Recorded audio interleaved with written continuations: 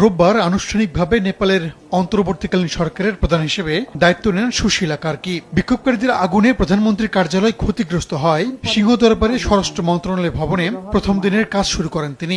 মানুষের দাবির মুখে পদটি গ্রহণ করতে বাধ্য হয়েছেন বলে জানান কার্কি। তিনি বলেন, আগামী বছরের ৫ মার্চ নির্বাচনের পর নতুন সরকারের হাতে ক্ষমতা হস্তান্তর করে দায়িত্ব থেকে সরে যাবেন। এই দায়িত্ব নেওয়ার ইচ্ছা আমার ছিল না। মানুষের দাবির কারণেই আমি এটি গ্রহণ করতে বাধ্য হয়েছি। আমার টিম এবং আমি ক্ষমতার স্বাদ চেখে দেখতে আসিনি। ৬ মাসের বেশি সময় আমরা থাকবো না। নতুন সরকারের হাতে দায়িত্ব তুলে দেব।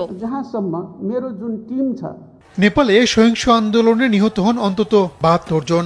এর মধ্যে বিক্ষোভকারী ৫৯, বন্দী ১০ এবং ৩ পুলিশ সদস্য। তাদের প্রত্যেক পরিবারকে ১০ লাখ রুপি করে সহায়তার ঘোষণা দেন সুশীলা। আহতদের বিনামূল্যে চিকিৎসার নির্দেশও দেন।